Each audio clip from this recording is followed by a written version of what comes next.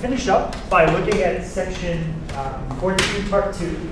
So it's a little bit more on sketching graphs. This time we're going to look at the case where the degree of the top is bigger than the degree of the bottom. Okay. Yesterday we did the opposite. Okay.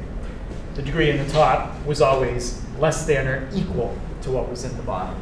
But when it is bigger in the top, we can get graphs that look a little bit different. We can still have vertical asymptotes, but the horizontal asymptotes are going to go away.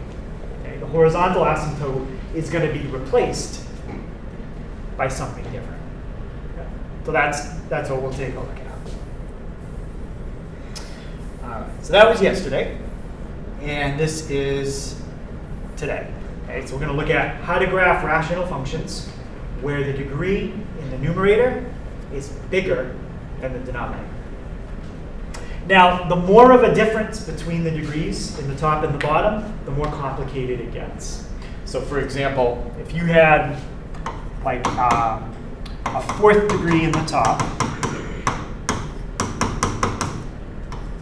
and you had a linear in the bottom, if the degree of the top is a 4, what's the degree in the bottom? A 1. And what's the difference between 4 and 1? 3. Okay, that's a cube. That's a difference of 3. Okay, it's not too bad, but the asymptote is going to be a little bit complicated to figure out. What if we had something like this? What's the degree in the top now? 2. And what's the degree in the bottom? 1. And what's the difference between 2 and 1? 1. That one's a lot simpler, okay, because the difference between the top and the bottom is only 1 instead of 3.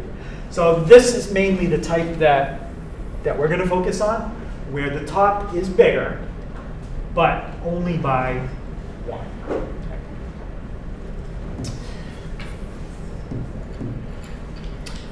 When the degree in the top is bigger, we get something different we can find.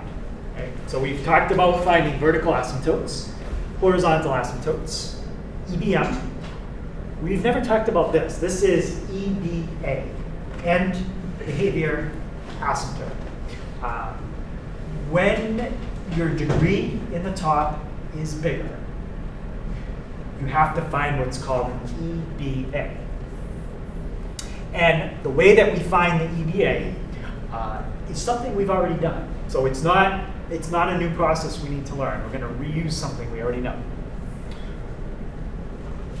So you'll have a problem that will look something like that. You'll have a polynomial in the top. You'll have another polynomial in the bottom. Okay? Just like that. Here's a polynomial in the top. Here's a polynomial in the bottom. In order to find the EBA, what you do is long division. Okay? We didn't do synthetic, right? I think we talked about that. You say, yeah. So we're going to do long division. When you do long division, you get two things. Part of your answer is this, and what does that stand for? What is that, a cube? That's a cube. So the Q stands for something. Quotient. And the other part when you do long division is the remainder. So you're going to get two things, quotient and a remainder. We don't care about the remainder. That's not important. What we care about is the quotient. When you do long division and you find the quotient, that is what we call the EBA.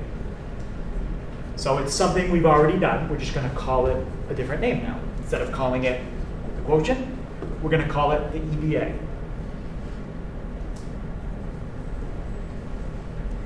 So this is that format that you write your answer in when you do long division. Quotient plus remainder over the original denominator, which in our case was g of x. Okay, that's the format we've been using to write our answers in. We don't care about this part. Only that part.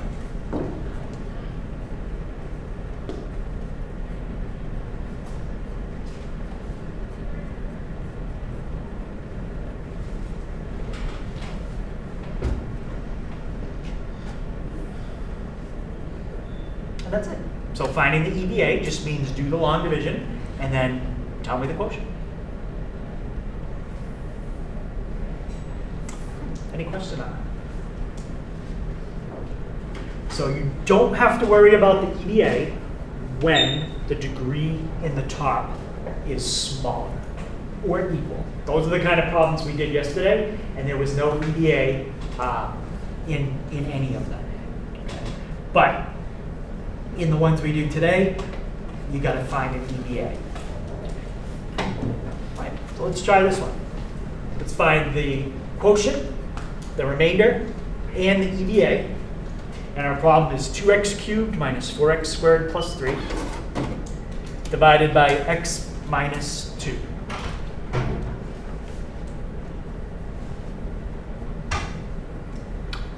Okay, so take a second, see if you can set up, well, let's at least set up the long division together, and then I'm going to give you guys a minute to try and do it. So x minus 2 goes on the outside. And can anybody tell me what's going to go on the inside? And remember, you need to be careful here.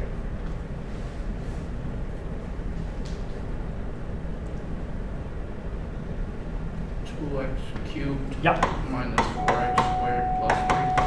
X squared plus 3. 0x. We got to put in the 0x first, okay? Because we were missing space to do that. So 2x cubed minus 4x squared plus 0x plus 3.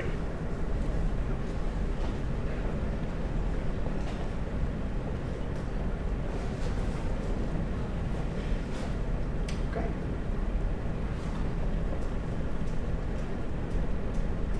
All right, so take a minute, see if you can do the long division, find the quotient, and that's the EVA. And then we'll take a look. Okay, so long division. First step, take first term on the inside, divide by the first term on the outside. So kind of off to the side, you're going to do 2x cubed divided by x. Okay. What's 2x cubed divided by x going to give me?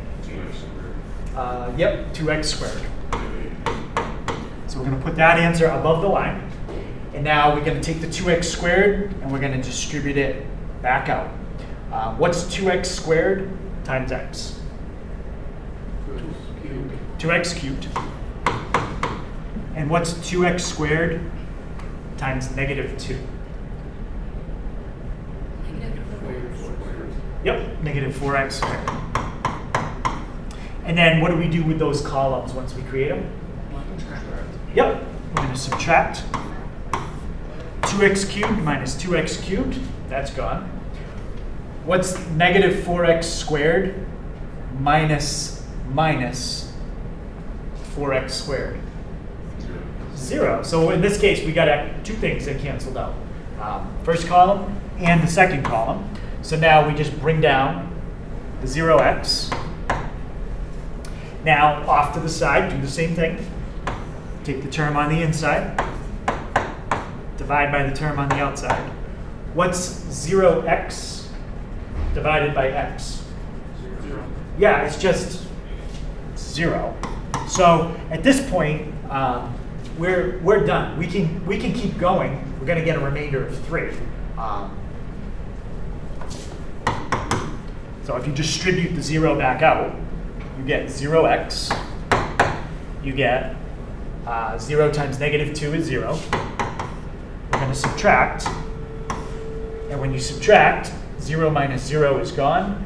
And 3 minus 0 gives you 3. So there's our remainder. Okay. Any question how I got the quotient, which is really just that part, or the remainder?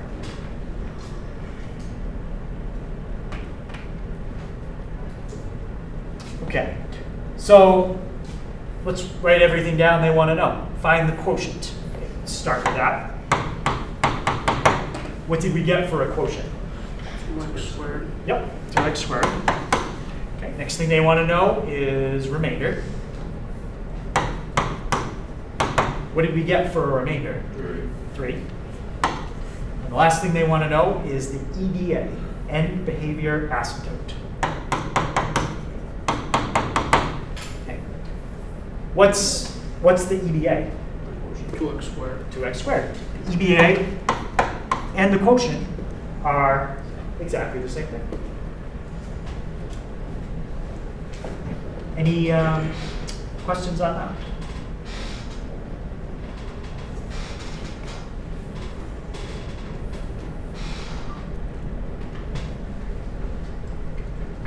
Okay, so let's graph this. Okay, let's take the original problem. I'm going to graph it, and then I want to graph the EBA, and I want you to notice what happens. Okay, because the numerator is multiple terms, you need to put that in parentheses. So 2x cubed minus 4x squared plus 3 divided by x minus 2. Let me start with that. Might have to adjust my window a little bit. Did you stand right twice? Yeah, it didn't give you the receipt first time. Oh, okay. Maybe it was just taking a second. I can see part of it, but let me zoom up and to the right so we can see a little bit higher. So x max is 30. Let's try like 35. That's the part you were seeing before, and there's the other part. Okay. I don't think I need my x max that high because now I'm squishing it all the way to the left. Let's try 15. Okay, I think that'll look pretty good. Okay, everybody see the sketch of that one. Now, let me graph the EBA. Actually, let me make this even bigger. What was the EBA? 2x squared. 2x squared. Let's put that in. And I want you to see what happens. 2x squared. That's an asymptote. EBA, A stands for asymptote. What are the only two kinds of asymptotes we've been looking at so far? Vertical and horizontal. I want you to look at what happens when we graph this one.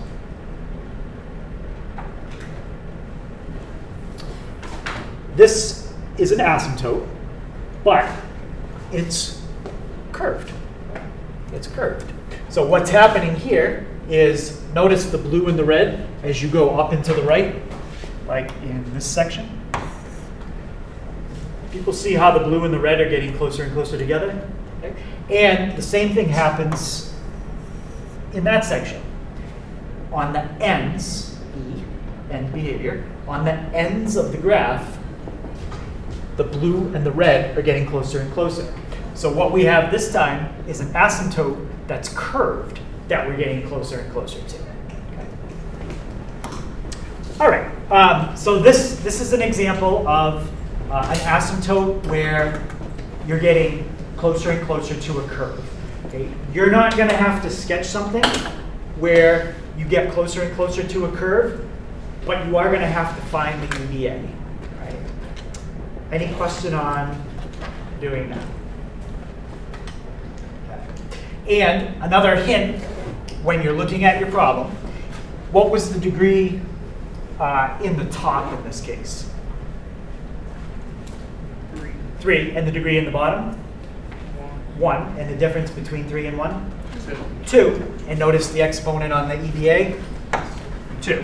So when you're finding the EBA, it's always going to be an exponent. That's the difference between the highest one in the top and the highest one in the bottom, the 3 and the 1. Okay? So while you do have to find the EBA, you're not going to have to sketch a graph like that by hand.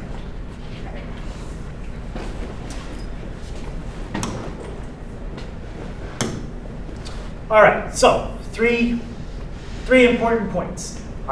There is a difference between an EBA and an EBM.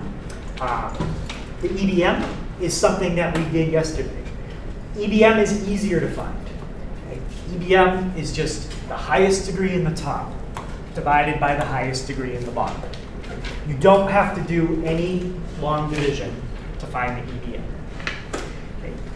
EBA, you do. Now, when you're finding the EBM and the EBA, sometimes they're the same, sometimes they're different.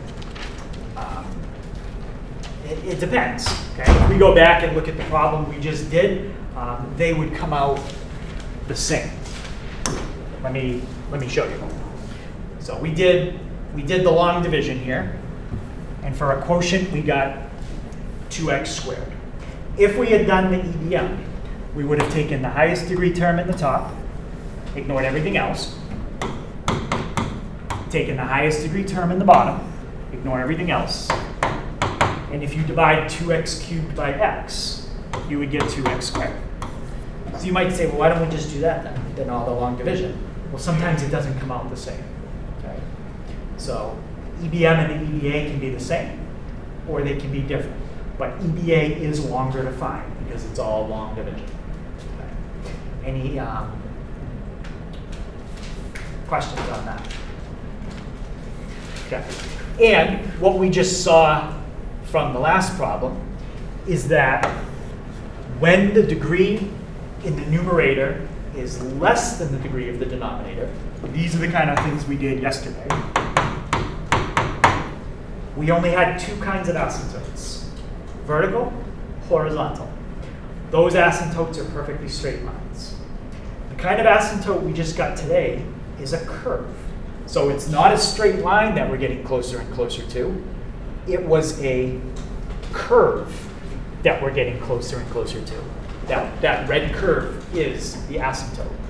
And the red curve has nothing to do with what's in the middle. Okay, remember what does the E stand for in end behavior? Well, never mind. The E stands for end. Mess that up. So if you want to look at that, just kind of block out the middle like this. And just look at the ends of the function. And you can see that the asymptote is basically exactly the same as your function. And it should be. It should be getting closer and closer. But in the middle, no. In the middle, that's not what the end behavior does. It's not middle behavior, it's end behavior.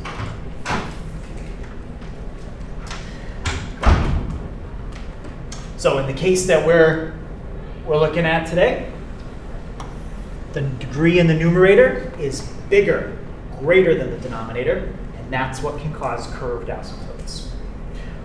So again, while I expect you to be able to find the asymptote, you do not have to sketch an asymptote that is curved. Okay. Sketch that gets a little complicated.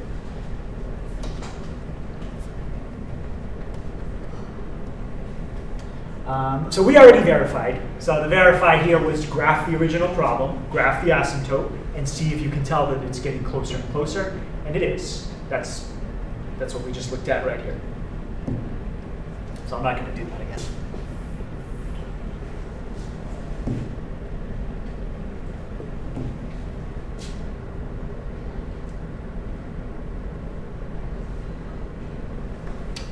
Okay, so let's just try a few sketches.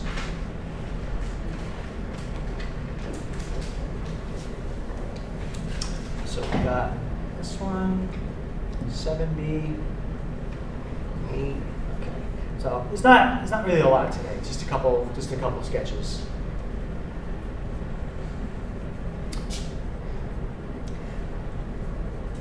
Okay, so we're going to look at x squared plus 4x minus 1. That'll be the numerator. And we're going to divide by x minus 3. Okay. What's the degree in the top this time? 2. And what's the degree in the bottom? 1. What's the difference? 1. So the difference here is a 1. It's not as complicated of a problem as when the difference was a 2. Okay? So we are going to sketch this one. You're going to have a certain kind of asymptote you've never seen before, but it's not going to be as complicated as something that curves. Okay? So let's see what happens. All right, start with the vertical asymptote. The vertical asymptotes are the numbers that would make the denominator what? 0. 0, as long as there's no common factors in the numerator, and there will not be in this problem. So what value of x makes the denominator 0? 3. Okay, so we've got our vertical asymptote. Let's find the EVA. Okay, that's going to take a little longer. X minus 3 on the outside. Am I missing any terms when I fill in the inside?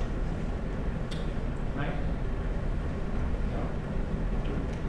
No, we've got the squared, linear, constant. We got them all. So we're going to just copy those down.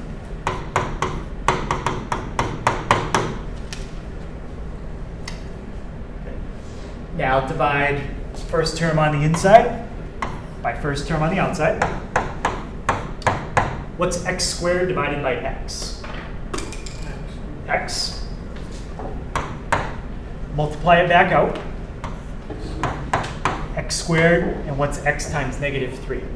Minus 3x. Minus 3x. And what do we do with those columns? Subtract. What's 4x minus 3x? 7x. Bring down the 1. And now do the division one more time. What's 7x divided by x? 7. Okay, we can stop at this point because we're not interested in the remainder. If I wanted the remainder, I'd have to finish this off. Okay? But for the EVA, I only need the quotient. Okay. What's my quotient?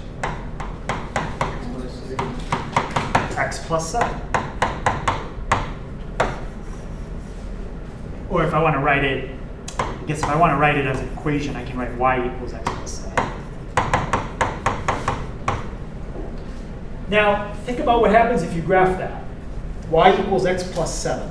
Is that curved? No, it's not curved. Is it horizontal?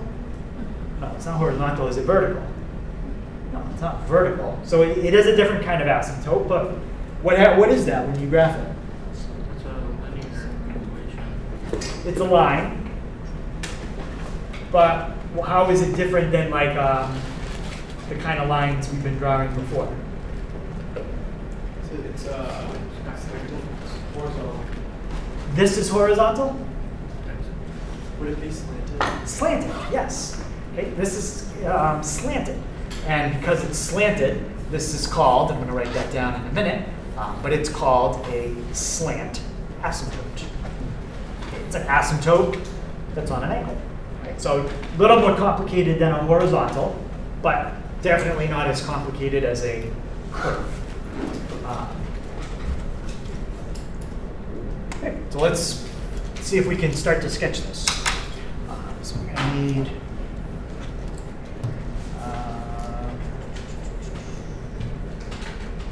graph paper.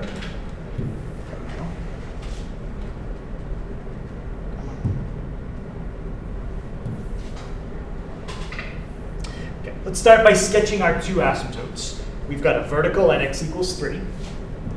So we'll put that in.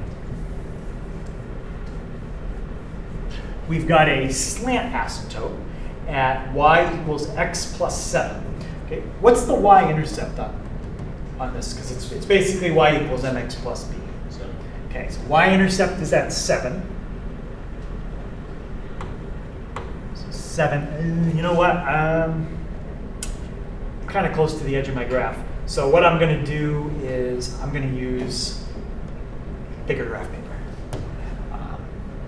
Because I need bigger graph paper. Let's use this one. That's the one I want. Yeah, I know it's small, but that'll work. Okay, so we have an asymptote at y equals, what was it again, 3? Yeah. Okay, so asymptote at 3. That's fine. So it's 0, 1, 2, 3. All right. And my slant asymptote had a y-intercept of 7. 1, 2, 3, 4, 5, 6, 7. And what was the slope? 1. So up 1, right 1. This graph paper is really small, so I'm going to have to kind of do a bunch of dots. Maybe I'll just do all dots. Okay, so that's the idea. That's my slant asymptote. Okay, I'm going to continue that by going like this. That should be pretty good. So what happens when you have a slant asymptote and a single vertical? You get kind of like an X shape. And we're going to end up doing a sketch that's going to be in 2 pieces of the X shape. Okay, this is piece 1, 2, 3, and 4 is over there. Okay. So to figure out what parts we need to sketch in, we're going to use the calculator just like we've done before, and we're going to check the behavior near 3. Okay, we can try plugging 3 in. We already know that's going to divide by 0, so we should get an error, but we can double check. And then we'll do a few other points to give us a sketch. Okay.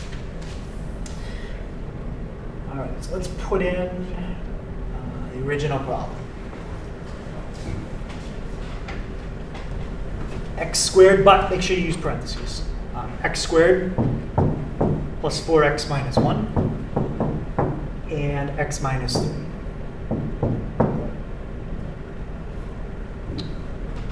Okay, so before I graph, any questions first how I got these 2 things, the vertical and the EDA? Okay, without those, you can't really do the sketch. You got to figure out where your grid is, and that's what those asymptotes give you, kind of like a grid. So let's go to our table. Let's try. If you've got values in there, you can get rid of them, or you could just leave them. It doesn't really matter. I'll just get rid of them. If I plug in 3, I get an error, because that's undefined. But what's a value that's really close to 3, but on the left side of it? That's the left side, 2.999. Okay, we're down at almost negative 20,000. So when you are just before that purple line, you are way down on the graph. Way down at negative infinity. Okay, let's try a value that's just to the right of 3. Okay. What would be a value a little bit bigger? 3.001. So let's do that. And we're up at over 200,000. Okay, so we're up very high when you get to the right of the purple line. Okay, so way up here. Now, in this kind of graph, you'll never cross any of the asymptotes. Let's get a couple more points. So I know that I'm going to be somewhere in this section because of that dot right there. And the other part of my sketch is going to be somewhere in this section. Right there. Okay, those are the 2 sections we're going to be sketching. But I don't really have an idea of how it's going to curve. So that's why I need a few more points. So let's do 0. 0, we're up at 1/3. So it's barely up. Let's do maybe 1. Okay, 1, we're at negative 2. Okay, so I'm kind of starting to see something a little bit. Let's do negative 1, 2, let's do negative 3. You can do as many points as you want until you think you have a good picture. All right, whatever you think you need. So negative 3, we're at 2/3. 1, 2, 3. 2/3. All right, so it's probably doing some kind of curve. And then let's do negative 1, 2, 3. Let's do like negative 5. Okay, negative 1/2. So negative 5, negative 1/2. All right, so now I can start to see what's happening. We're going to have to stay very close to that. As we come up, though, we got to curve away from it a little bit, go through these points, but I can't keep going up because I run into another asymptote. So that blocks me from continuing up. And I start to curve back this way, like that. And the further and further I continue, the closer and closer I'm going to get to that slanted line. That's how the lower left part works. Okay, upper right is actually going to be pretty much the same thing. It's going to be kind of a curve shape that stays very close to each asymptote. A good point, maybe the red line is, every red line is 5 units. So let me try 5. I don't know if I have that many points. 5, 22. So 5, 5, 10, 15, 20. I do. Okay, so 5, 22. Let's try 10. Okay, so 10, we're right around 20. So 10, 5, 10, 15, 20. Okay, so there's where the curve is starting. I'm not going to be able to go too much more to the right because it's going to go off my graph. I could probably do like maybe 12 or 13. Okay, so 13, we're back at 22. So that's 5, 10, 11, 12, 13. Back at 22. And I can pretty much see what the curve is going to do there. Okay, so this comes down. Kind of curves like this. And it's going to keep getting closer to that. That's generally what a graph looks like that has a slant asymptote. Let's double check. So I got to set my window. I'm going to set my window to be exactly like this. So this is 5, 10, 15, 20, 25, 30. So 35, 5, 10, 15, 20. All right, so it's 35 by 25 on that. A little wider on the x's than the y's. So let's go negative 35 to 35. And negative 25 to 25. That should give me a picture that looks pretty much like that. Okay, so there's the part in the lower left that curves, and there's the part, you're only seeing this little part of it because that's the only part that's on the graph right there, that little section. All right. And now let's put in a slant asymptote just to check it. What was the EDA here? X plus 7. And the idea is you should be getting closer and closer to it. And you are. You can see the blue and the red are definitely getting closer and closer. So that's a slant asymptote.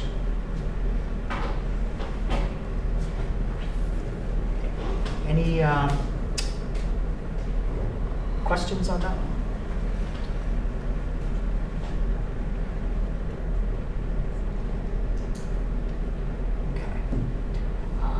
This one, we're going to find the EDA, but we are not going to sketch it by hand.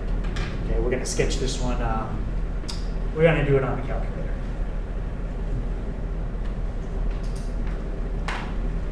Okay, so determine the EDA, the vertical asymptotes, and sketch the graph again on the calculator.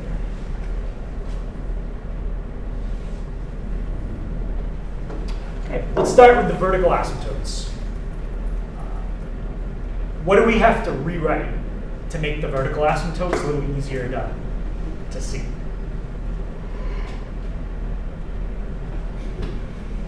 We gotta factor it. Yeah, which part of that do you want to factor? The numerator, the bottom one. Or is that one the denominator? The denominator, yeah. The denominator. So let's factor the denominator. That's going to make the vertical asymptotes a lot easier to see. And that's probably the fastest thing to find. The EDA, that's going to take a little longer. Okay, so factor it. And how does the denominator factor?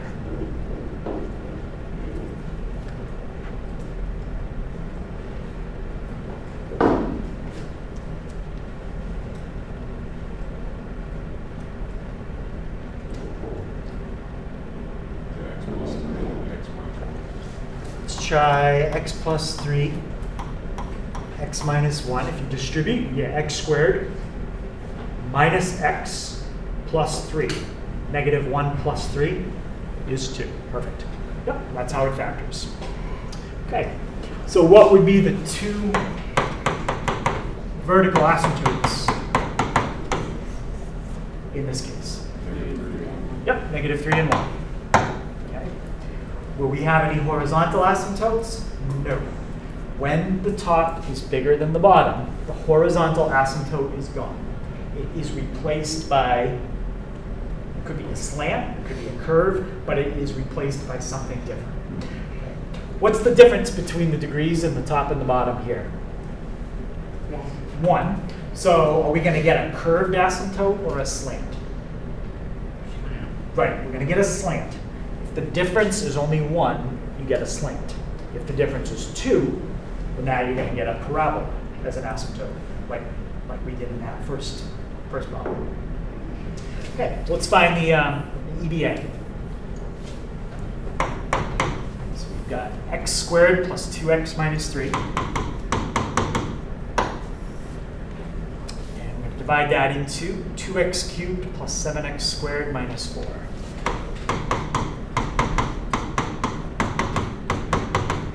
Okay, notice as I did it, I just filled in the missing term. We didn't have an x. I put it in 0. Okay. And we're not going to have that many steps with long division because the degree here is a 3, the degree here is a 2. Okay. Only going to have to do 2 cycles of long division. That's it. The further apart these are, the worse the problem starts to get. So what's 2x cubed divided by x squared? 2x. Yep. And the other thing is you don't even need to finish the last cycle of long division unless you want the remainder. When you're doing the EBA, you don't care about the remainder. So you'll be able to stop after like 1.5 rounds of division. Multiply that back out. That's 2x cubed. What's 2x times 2x? 4x squared. And 2x times negative 3? Minus 6x. Subtract your columns. Those are gone. What's 7x squared minus 4x squared? 3x squared. And that's actually all you need. You don't need to keep doing the other columns unless you wanted the remainder. I'll do them. 0 minus minus 6 is plus 6. And then bring down your 4. What's 3x squared divided by x squared? 3. There you go. That's your EBA. 2x plus 3. Any question on that? Okay. So we got the verticals.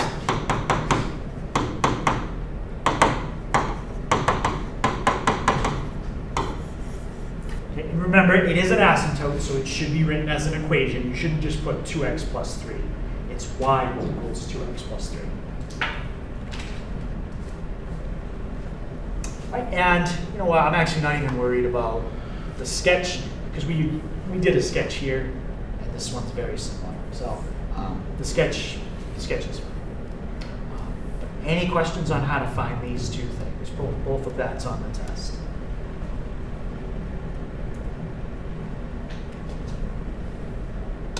So that's finding the EBA.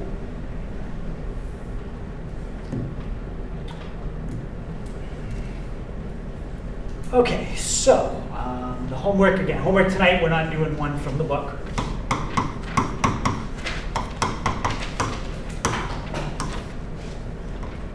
Okay, so we have our take home.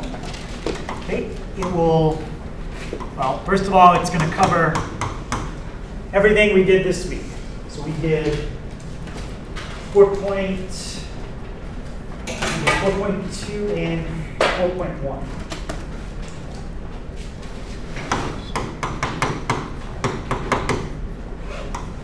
Okay, it'll open today. Probably 2:40. So open questions at 2:40 p.m. Today. And it's going to close.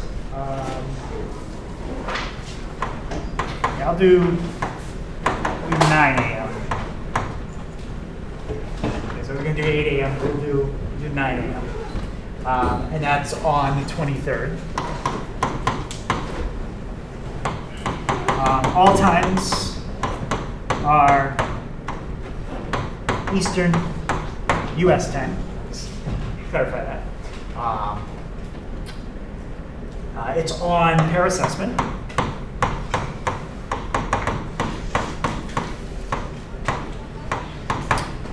There will be a time limit on it of 2 hours. Okay, so normally you would have an hour to take a test in class, so that's double the amount of time. And it's a shorter test because it's only on 2 sections, sometimes maybe 3 sections. Okay, if it's late,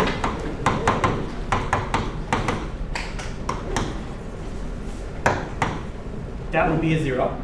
Okay, so if you have any concerns about not being able to do it because of schedule, whatever concern you have, we can schedule a different time to do it. You'll have to do it in person if you can't do it as a take-home. That's the only other option.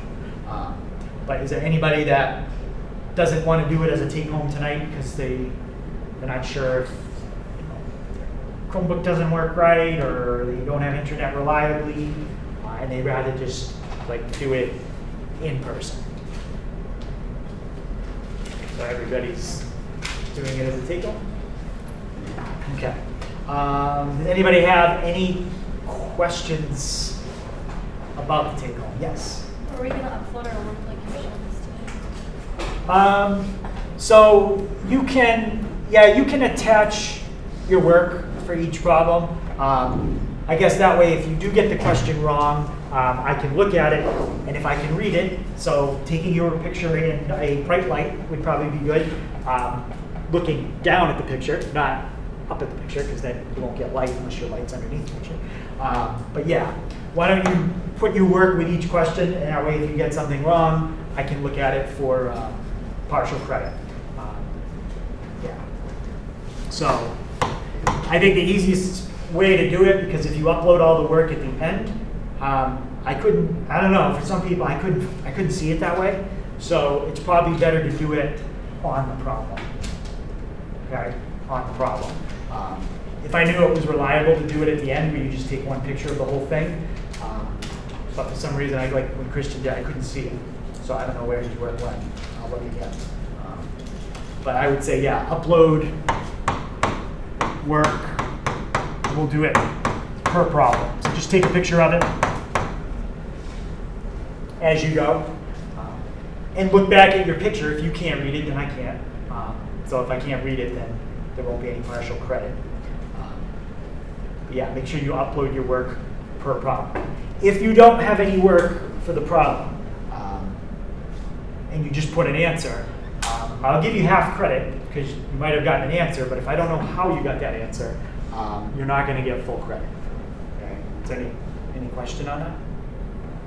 So just make sure you upload something that I can read. Probably like a black pen on white paper would be best. Pencil, gray, doesn't look as good sometimes with the light. So maybe a black pen would be best to write in. It's up to you. But as long as I can read it, a couple people had pictures I could read perfectly fine, but it was brighter. So I think that helped.